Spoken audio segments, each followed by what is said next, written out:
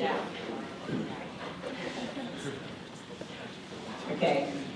No, I don't. I'm leaving that here. This whole piece of thing. So first, our panel, we have a great panel today. They're each going to come up here and give a 10-minute presentation about what they're doing, and then we'll be having a question and answer. So save your questions till the end, please. You can ask me questions then as well. Our first speaker is Mike Gaffke from the Association of Gallatin Area Irrigators. We have Kevin Hyde from the University of Montana Climate Office, Jermaine White from the Confederated Salish and Kootenai Tribe, she's from the Natural Resource Division. I meant to read that in the opposite order.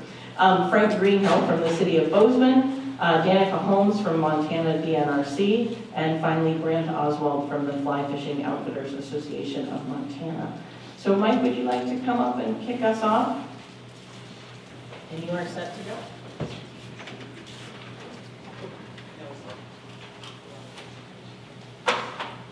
Oh, sorry. You can, how do we make it go black? Oh, that would be awesome. Okay. I'm more comfortable with it. I don't have any slides or anything with my presentation today. Usually when I'm talking about water in the Gallatin, it's in the context of a bus tour or a water walk or at a fishing access site or a headgate or pump station. So I really enjoy the opportunity to talk about the Gallatin Valley and the Gallatin water, although I'm not used to doing it in this form. I'm usually doing it at a scenic overlook over the valley, talking about the water and the hydrology of the valley. So no slides or other presentations for me today. A little bit about myself. I'm from the Gallatin. I'm born and raised in Bozeman. Operate the Gaffke Ranch. The Gaffke Ranch sits in the middle of what we call the Bozeman Triangle, which is in the middle of Bozeman, Belgrade, and Four Corners. So it's a very fast-growing, dense, changing portion of the valley. If you think back to Patty's talk yesterday, it's basically full of red dots. There's red dots everywhere, and it's become more than just red dots now. It's kind of a big red cloud. Anyway, my ranch is right in the middle of all that.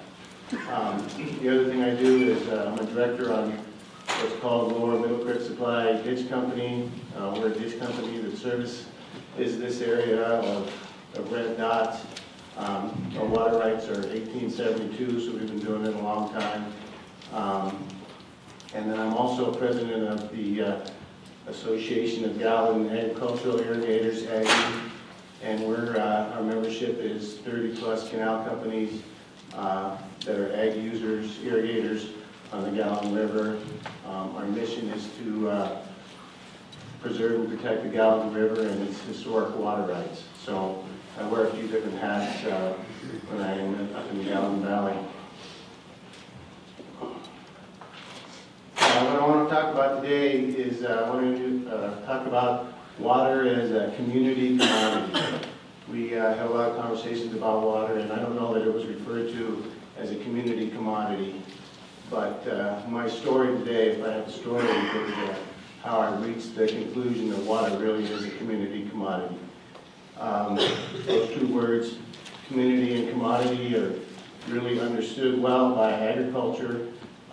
We can't have agriculture and it can't exist without a community, and we also deal in commodities. So the terms community commodity, when we're talking about agriculture, really fit together, and it's terms we're really familiar with, although we don't normally apply it to water. I don't think you can have a conversation without thinking of water in that way as a community commodity. I think it has to go together. First, on the community standpoint, the community part of it, if community is a group of people with a common interest, then water has to be equated to community. Everywhere I go in the valley, no matter who I talk to, I can always draw a common interest through water, whether that's because they're a fisherman or they have a well or whatever. Any conversations that we have with other people in the valley, water is the commonality between us. So that's what drives me to the conclusion that water is a community commodity. As far as other aspects of community, it's what the community is made up of, things we have in common. And in the Gallatin, we have a really unique and common history. For one, the history of our water is very important to understanding the Gallatin Valley water community. How was that water developed? Where in the different parts of the community it was developed. The Gallatin Valley was historically developed to grow crops. That's our history, and a lot of it is driven by the towns and where it's located. So anyway, our whole water infrastructure was all created around our common history and our common story as we developed the valley. The other commonality we have in the Gallatin is I think we have a really unique geology and a really unique hydrology. That's why I like to do water tours and actually talk to people in the contents of our hydrology. But we have a high mountainous region with a big valley floor that's basically a big gravel bathtub with the overflow at Three Forks. So anyway, what makes us a community up there is the uniqueness of our hydrology and our geology. As far as water as a community, when we have a common interest, we all have the same common interests of viability, sustainability, all these different words that we throw around. Actually, that's something that brings us in. It makes us brings us together as something we have in common. On the commodity side of it, water, I think, in an agricultural standpoint, we understand commodities. Their value is captured by or increased by use, and it's the same with water. The more we put it to use, or the better we put it to use, the more value we create. It's also somewhat, as referred to in a commodity, it's somewhat perishable. I don't know, I've always thought of it this way, but we are snow-driven water in the Gallatin. We don't have a lot of storage. It's all snow-driven, so our commodity is rather perishable. It has to be used at the time it's available to capture its value, otherwise it's lost.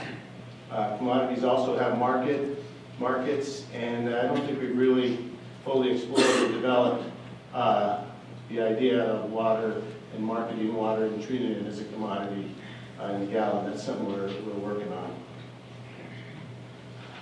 What drove me to the point of calling water a community commodity, and what drove me to that is something we're going to talk about more today, and that's change.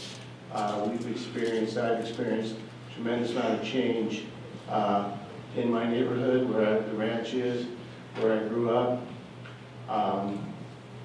And our ditch companies had a tremendous amount of change. Our membership, we used to be able to have a forum at the Corner Cafe on Saturday morning because our membership was 10 or 12 ranchers. Now our membership is golf courses, developments, subdivisions, LLCs, different entities. So my ditch company has undergone a tremendous change in its membership. Right now we're serving, like I say, golf courses and subdivisions.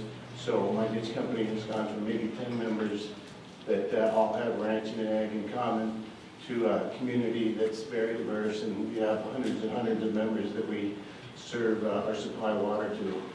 So that's a change. We talked yesterday about the change from flood to pivot, and to me that's such a simple change compared to what we're seeing. We're seeing a change from flood to 100-house subdivisions.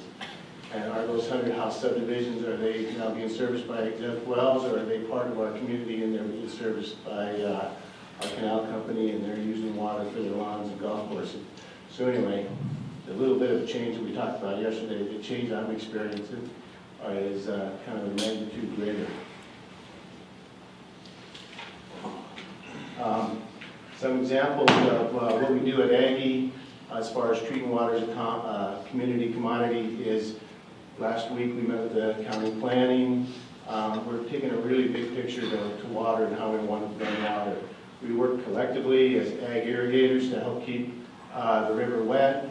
In the summer, that was mentioned yesterday by Director Tubbs, how much work we do in the Gallatin as ag irrigators to actually keep and maintain a minimum flow in the river. I'm running out of time.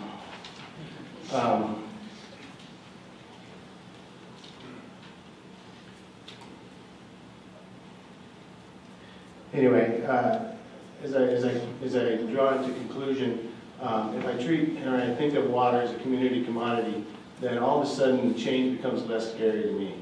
Because if I equate these two together and I have a diverse community working with me and for me, then I'm a little bit less scared or apprehensive about what change might be in the future.